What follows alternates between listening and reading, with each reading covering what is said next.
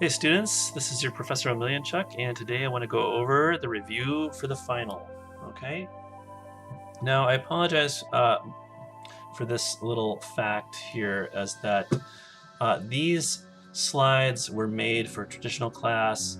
All right, so basically you do need to check the time and date on the syllabus for the final exam, right? And if you can't get this done that day, you got to contact me so we can figure something out. Okay, that's really important, right? You got to be in contact with me if this won't be able to get done. Okay, and there may be reasons that are good, right? And so we'll work those out. Right, so normally what I tell my traditional students is on exam day, you gotta bring yourself a pencil and eraser. There's plenty of room on the exam, and you only have 2.5 hours to do it. Right, for you all in the online class, things a little bit easier, okay? It's open note, and you just gotta get done on the day that it's due, and you have as much time as you want to do it, okay? Look, you're at an advantage here, right? And I think you deserve that advantage. This is an incredibly condensed course, right? And you have been drinking from a fire hose for 3 weeks now, and so you know what, this is what I want to do for you. So this stuff on this slide you just ignore, okay? Don't worry about it, all right? But let's just talk about what's on the exam. Right, it's 12 questions about circuits, 5 questions about soundness and completeness, 8 questions about the syntax of FOPL, and 6 questions where you translate English statements into FOPL statements. All right, there's 2 fill-in-the-blank derivation questions, 6 derivations, which you should at least attempt. Okay, if you don't try on these, I have to take points. I have to take all the points off. They're like about 7 points apiece, right? And if you don't do them, I have to give you a 0 out of 7, which just kills you. Right, so at least try. I can then give you partial credit. For people who really do make an effort and really try to get it done right, usually the way these things get graded is that if you really just screw it up, I'll give you like 3 points, right? And it's just so bad, and you have no idea what your rules, but you're trying, okay? And then if you kind of make like you get partially the way through it, and then you just make one big glaring error, but then you kind of figure out the rest of the way it could go. That's going to be like a 5 out of 7. And then if it's a minor problem, it's just 1 off, right? And then there's in-betweens in there. You might just get 3 off depending on how severe the mistake is. So my point is try these, okay? They're about intermediate difficulty. So some of one of them's kind of easy, but you kind of have to know what you're doing, and that's the whole point here is to test that you know what you're doing. So please at least try, okay? All right, one bonus question. Okay, this is a nice long question. At least attempt it, right? I can give you up to 10 points, right? So if you figure out what the rule is in the last line, I can give you a point, right? If you kind of make some headway, I can give you a couple other points, right? I think I have maybe like 1 or 2 students per class that seem to get this. It's a hard question. It's a proof that's anywhere from 27 to 37 lines long, depending on how you want to do it. All right. Okay. The other thing I should tell you about too is that these questions that involve soundness and completeness and the syntax of FOPL, these 13 questions are the questions on which most students lose most of their points. Okay, these get treated with contempt. Usually students just don't seem to know what soundness and completeness means, and they get a little careless with how they are judging the syntax of FOPL.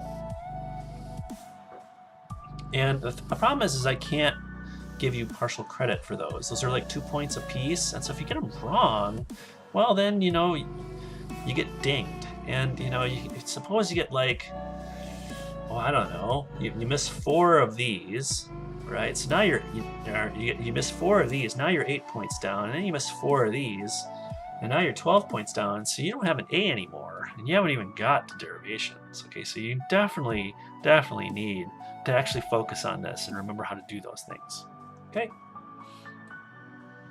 Right, it's 40 questions in all. Just remember the shapes of your circuits, okay, and what the table of operation means. So there's the AND gate, looks like a horseshoe. It's got the right angles, right? The OR gate looks like a arrowhead, and the table of operations there is, you see that, how that just corresponds with the OR symbol. The NOT gate only goes on one wire. It's sometimes called a bit flipper. Correlate that tennis ball with the tennis ball that you see here on the output line that looks like it's attached to an AND gate. That identifies a NAND gate, right, which is the negation of an AND. Right, so be sure you understand that. Don't confuse it with an AND gate. And similarly, do not confuse the XOR gate with the OR gate, because the XOR gate has kind of this extra gap between, I guess the spear and the tip of the spear, as you might say, right? So just be sure that you understand that. And the XOR gate doesn't allow 2 1s, okay?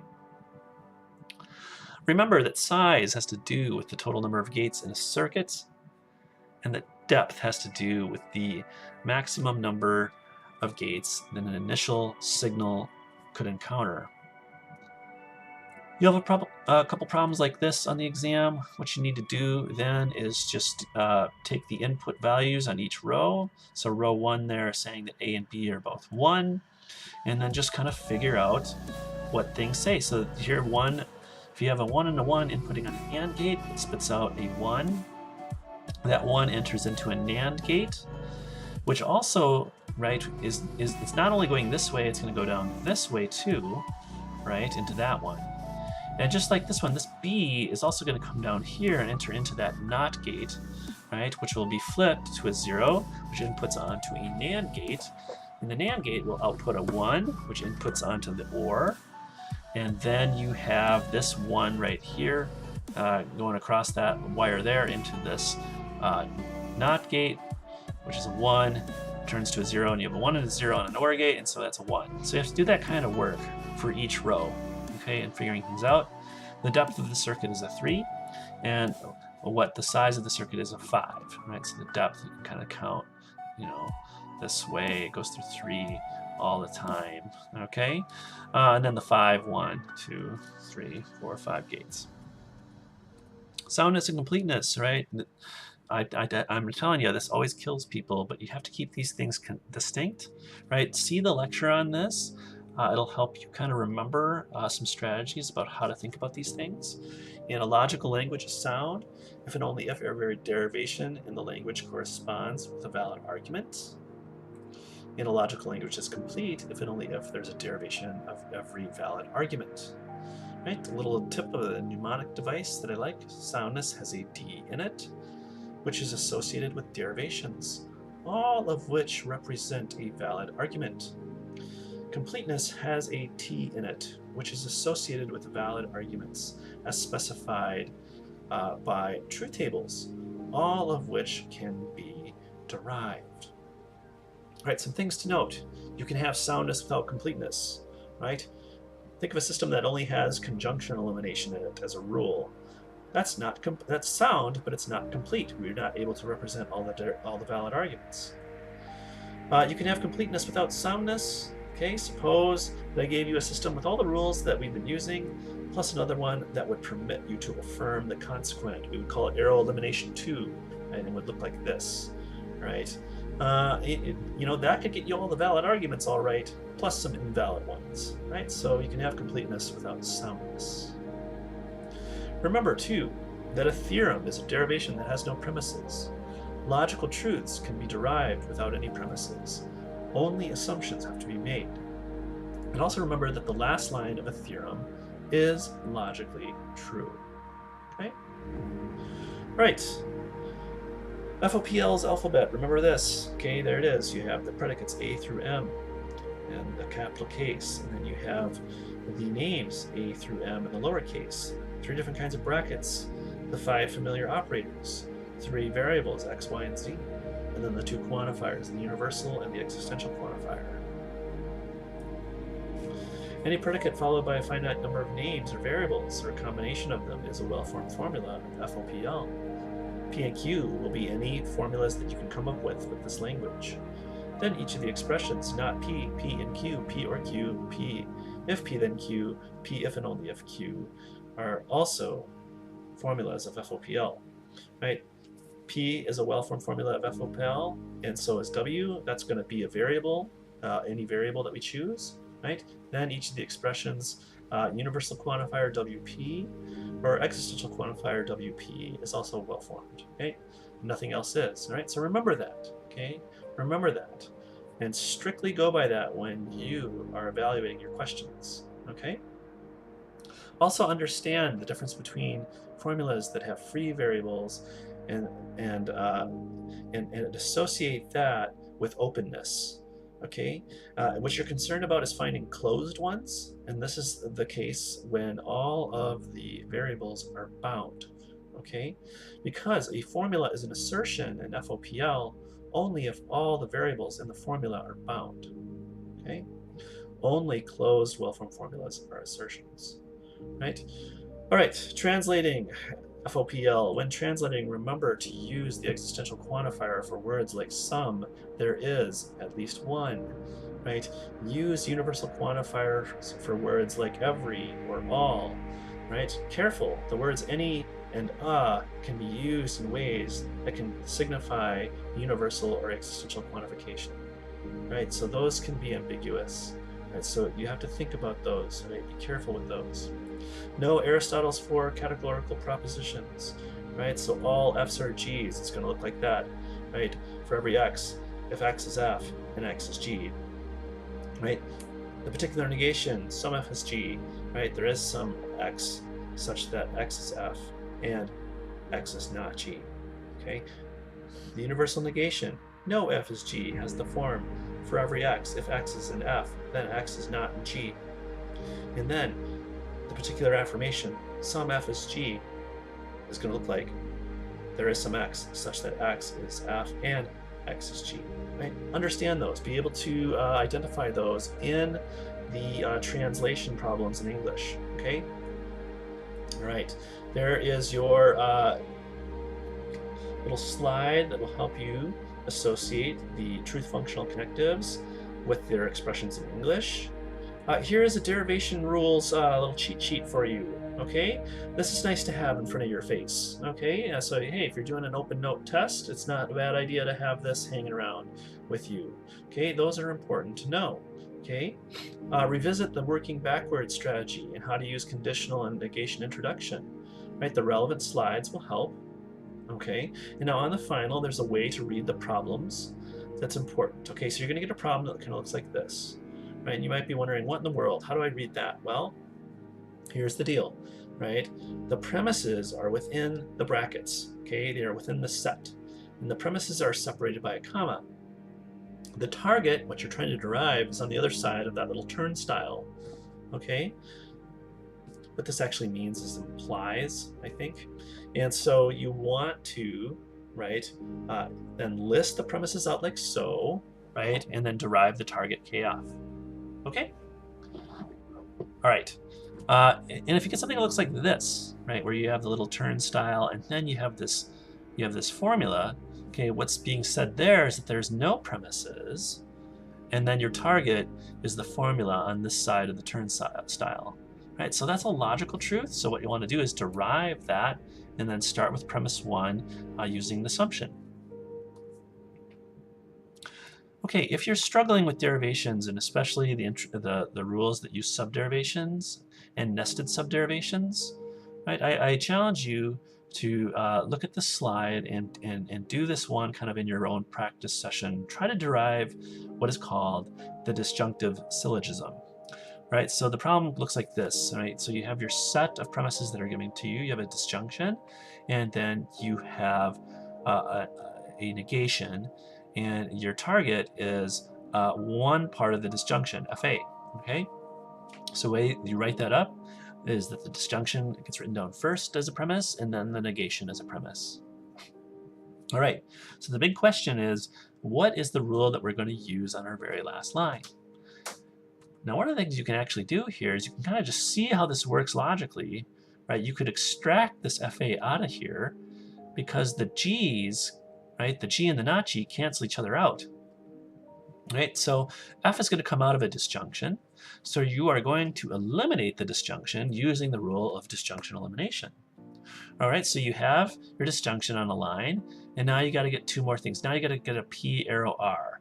Now R is the target FA, all right? And so this is the P right here, so that's going to be, you're going to have an FA arrow FA, and then you're going to have a GA arrow FA, because Q arrow R, right, is the other one, right? That's going to be the Q right there. So you're going to get a Q arrow FA.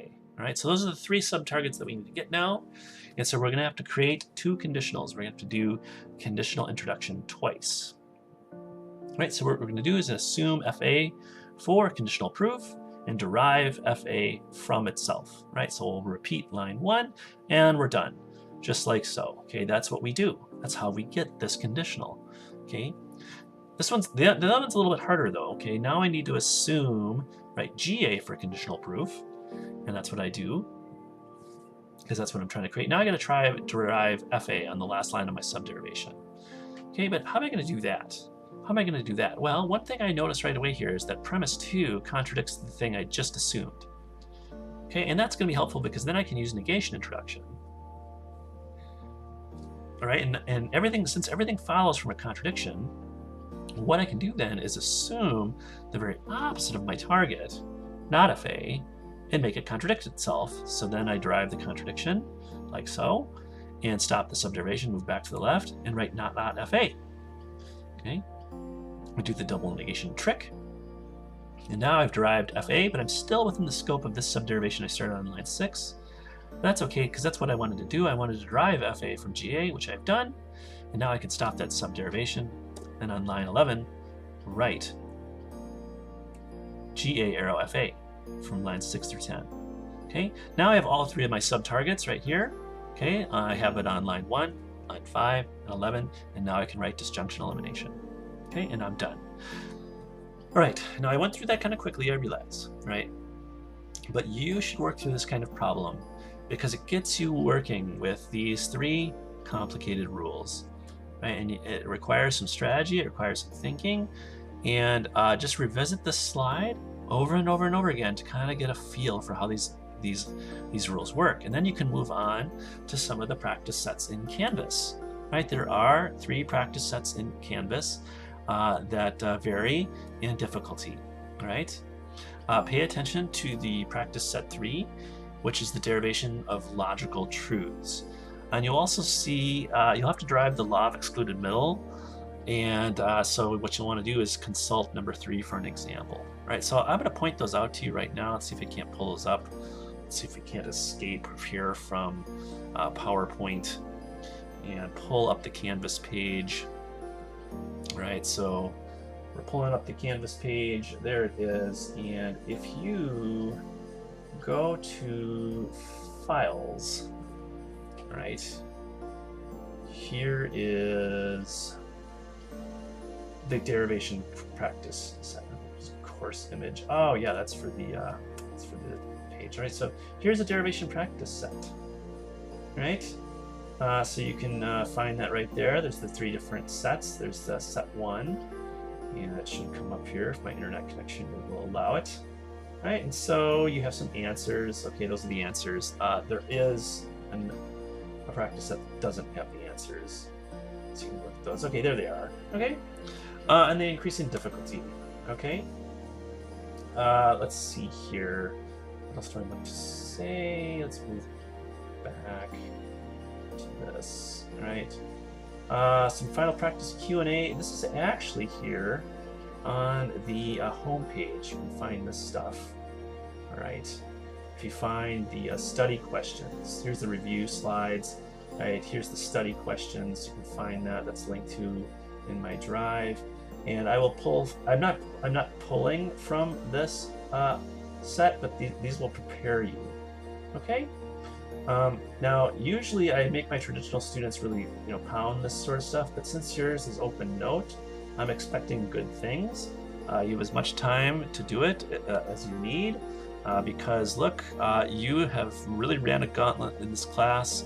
You've worked very, very hard, and all I can do is just wish you luck on the final exam. you know, do the best you can, right? This is a summer course. It's going to all be over. You'll get to go out and you know, have a good time, and you know, live life and be well. All right. So this is your Professor O signing off on Logic 1020. Good luck, and I will talk to you later.